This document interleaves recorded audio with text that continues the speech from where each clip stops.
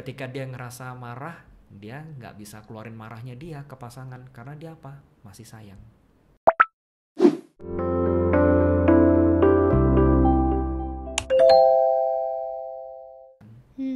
Kalau misalnya ngomong tentang mana yang lebih baik antara repress dan suppress, itu ada nggak? Ada yang lebih baik dari antara kedua ini?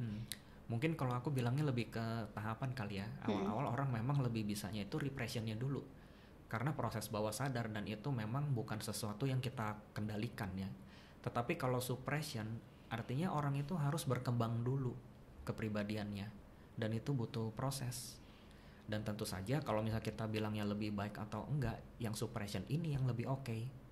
Karena kita bisa pilih situasi yang seperti apa kita mau ungkapkan perasaan. Situasi mana yang sebaiknya tidak gitu. Apakah itu sama dengan, aku pernah dengar satu term namanya bottling up emotion. Nah, apa bedanya dengan itu? Kayak bottling up emotion kan berarti kayak amarah ya, mungkin lebih ke amarah ya. Mungkin bisa ambil satu contoh marah deh gitu ya. Iya. Tapi sama dengan repress. Kurang lebih dia hampir sama. Jadi ibaratnya kalau misalnya kita ngomonginnya tanda kutip bottleneck gitu ya.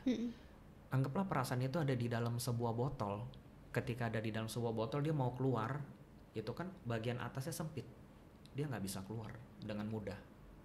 Dan di situ biasanya ya kalau kita analogikan seperti tadi, perasaan itu seperti air ya. Airnya itu nggak bisa keluar, apalagi kalau tutup botolnya kita sumbat. Alhasil ya udah di dalam situ terus. Jadi dia nggak bisa keluar, nggak bisa ngapa-ngapain, ya tinggal tunggu aja dia nanti. Ketika dipanasin dia bisa langsung pecah botolnya atau gimana. Nah itu memang beda gitu loh. Itu bisa membuat kita yang mengalaminya itu breakdown sendiri. Mau marah nggak bisa marah, nggak taunya jadinya apa? Melukai diri sendiri, melukai orang lain dengan perkataan kita gitu.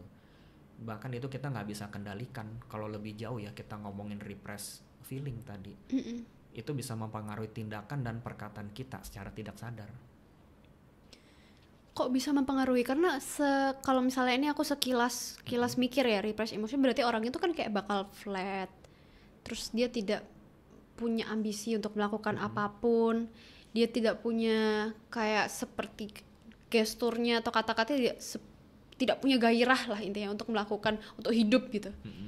Kalau tadi Kak Arif bilang ada agresi kalau misalnya di bottling up, itu apakah berarti masuk ke tahap yang lebih berat dibanding being flat? I mean, apakah itu bisa kayak jadi sebuah depresi ketika kita repress? Ya. Bisa. Ini saya lagi dengerin dulu kok, tenang aja. Oh, oke. Depresi mungkin iya, salah satunya gitu ya. Tapi kalau kita ngomongin yang repress feelings ini, kalau kita ngomongin waktunya deh, dia awal-awal mungkin nggak sampai kayak gitu dulu. Awal-awal cuma sekedar perasaannya kosong, nggak kerasa apa-apa. Tapi sebenarnya perasaan itu tetap ada dalam diri dia, gitu dulu. Nah, kemudian ketika itu berlangsung dalam jangka waktu lama, sebutlah misalnya setahun, 2 tahun gitu ya. Prinsipnya ketika satu perasaan itu kita alami, contoh kita ngerasa bahagia, itu kita bisa loh melakukan hal yang lain. Bahagia itu ibaratnya seperti energi, tanda kutip. Lagi happy misalnya, Yotari ngapain tuh kalau lagi happy? Makan? Makan, terus apa lagi? Nyanyi. Nyanyi, tuh ada 2. Nah, jadi kalau itu ada perasaan bahagia kita bisa melakukannya. Itu juga berlaku untuk perasaan sedih, marah, dan perasaan yang lain-lain. Walaupun perasaan itu kita sendiri nggak merasakan, action itu tetap ada. Karena tadi, ibaratnya energi, dia itu yang mendorong kita untuk berperilaku, untuk berkata-kata seperti itu. Misalnya ketika dia merasa yang tadi, misalnya ambil satu contoh ya, marah tuh. Marah dipendam, kemudian dia nggak keluarkan, nggak bilang saya marah, nggak bilang apapun, ngerasanya kosong. Tetapi begitu orang lagi ngobrol sama dia, ada tuh kesan-kesan, kok dia kalau ngomong tuh julid ya, bisa bilang kayak gitu. Kok dia kalau misalnya lagi bertindak tuh aku bisa tersinggung ya. Ada tuh perasaan-perasaan kayak gitu. Tapi kalau kita nanya orangnya nggak sadar kenapa dia gaya ngomongnya begitu. Mungkin dia bilang ya emang dari dulu saya seperti ini, karena feeling tadi belum disadari. Jadi ketika kita memendam perasaan Mm-mm. terlalu lama itu bisa menjadi sesuatu yang menimbulkan agresi, itu benar ya? Kak Arif setuju ya? Iya, itu memang bisa. Tapi kalau kita bicara seperti tadi ya, ada depresi atau gangguan-gangguan yang lain, itu biasanya next levelnya lagi. Kalau kita ngomongin yang sekedar gejala yang muncul, seperti tadi ada agresinya, atau mungkin kalau kita ngomongin relasi sosial gitu ya, orangnya entah kenapa dia jadinya nggak mau bergaul, atau sebaliknya, dia yang cari perhatian dari orang-orang gitu. Bentuknya bisa macam-macam, tergantung yang di-repress itu apa, gitu. Oke, ngomong tadi tentang gejala. Tadi yang Kak Arif bilang ada gejala-gejala yang muncul. Ada nggak sih kayak gejala tertentu yang memang muncul kasat mata atau bahkan nggak kasat mata ada ketika orang itu memendam emosinya, repress atau bahkan suppress? Oke, kalau dari kepribadiannya kita lihat dulu gitu ya. Orangnya ini jadinya dia nggak begitu nyaman untuk mengekspresikan perasaan. Biasanya itu sih yang kita temukan. Oke. Jadi gampangnya gini, kalau biasanya saya itu lagi menghandle klien gitu ya, itu saya iseng tuh suka minta dia gambar, suka minta dia nulis, suka minta dia main kalau anak-anak gitu ya. Dan itu memang dari pengalaman-pengalaman itu ada beberapa yang memang kalau saya suruh main, biasa kan anak-anak langsung seru sendiri. Nah ini takut. Takut? Takut main? Iya, jadi kayak orang yang takut main. Oh. Dia diam aja gitu, misalnya ini pintunya, dia diam aja di pintu gitu. Dia nggak mau deketin. Diajakin main dia bilang nggak mau. Ada juga yang kalau misalnya kita ajaknya gambar gitu ya, baru mau ngegores aja dia udah ketakutan, dia udah bilangnya nggak, saya nggak bisa gambar. Tapi dia nggak ngomong juga kalau dia sebenarnya cemas. Itu memang gejala-gejalanya kalau kita lihat dari ekspresi. Ada juga tuh bentuknya, misalnya kalau di relasi sosial tadi udah saya singgung juga, dia ada yang bentuknya itu justru mendekati orang gitu ya, mencari afeksi misalnya, cari kasih sayang, perhatian, itu ada. Maunya attach aja, maunya sama dia terus. Ada juga yang ibaratnya menjauh, menghindar, karena dia ngerasanya nggak safe, sebetulnya nggak aman di dalam situ. Ada lagi bentuknya dia justru menentang, itu yang biasa kalau kita lihat tuh seperti konflik. Orang ngomong ada aja yang dia tentang, dia cari kelemahannya di mana, akhirnya dia keluarin argumen dia, jadinya kayak debat gitu. Kalau debatnya sekedar debat pengetahuan, debat biasa sih oke, tapi yang ini memang dia maunya mendominasi gitu, bedanya.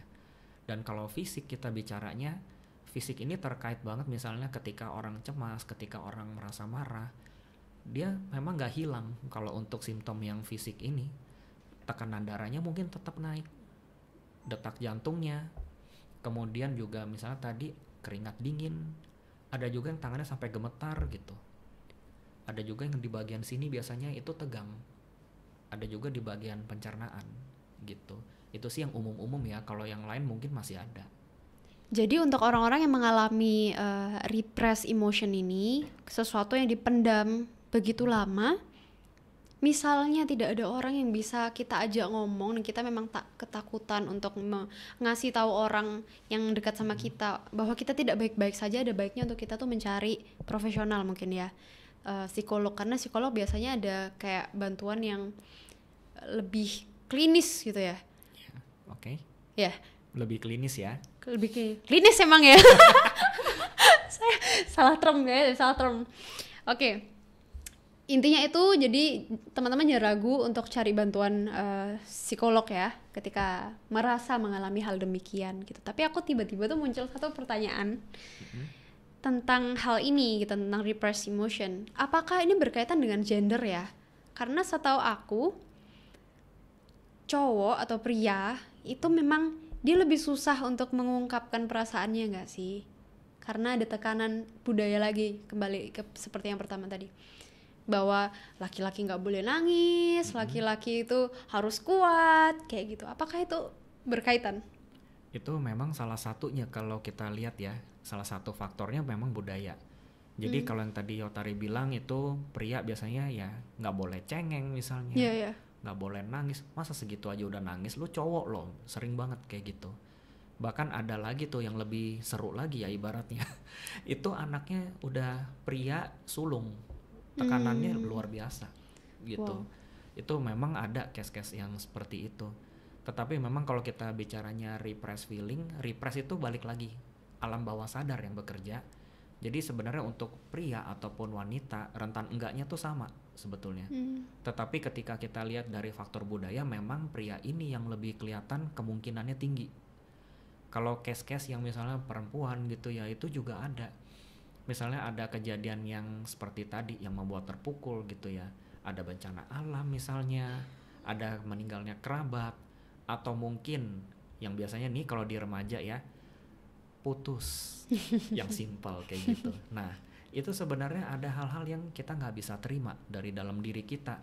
Makanya perasaan itu yang kita simpan secara bawah sadar ya. Ada yang sebenarnya dia marah.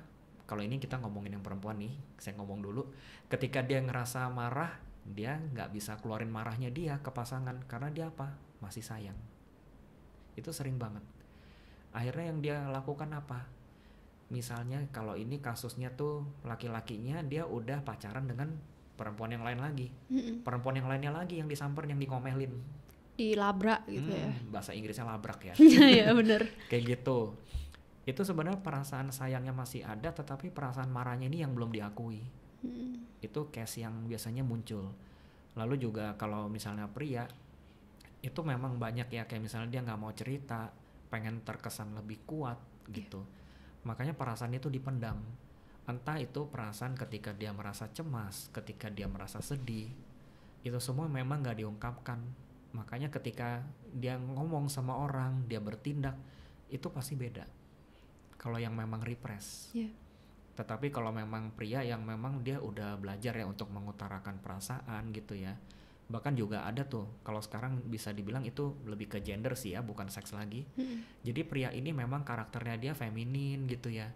Feminin itu bukan berarti buruk juga loh. Jadi dia memang bisa untuk empati, untuk mengungkapkan perasaan. Dia gak ngerasa lemah karena hal itu. Itu juga ada. Kurang lebih sih gitu ya, kalau yang kita lihat selama ini.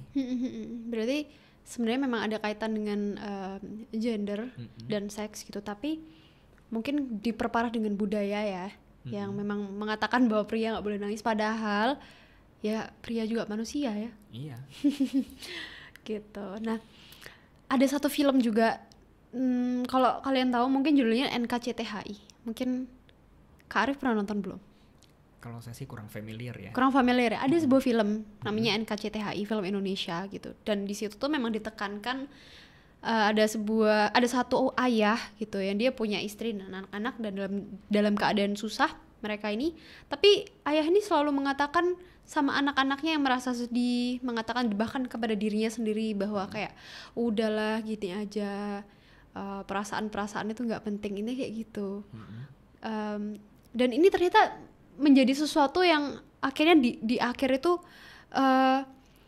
besar, meledak-meledak emosinya di belakang gitu, karena dia memendam sekian lama.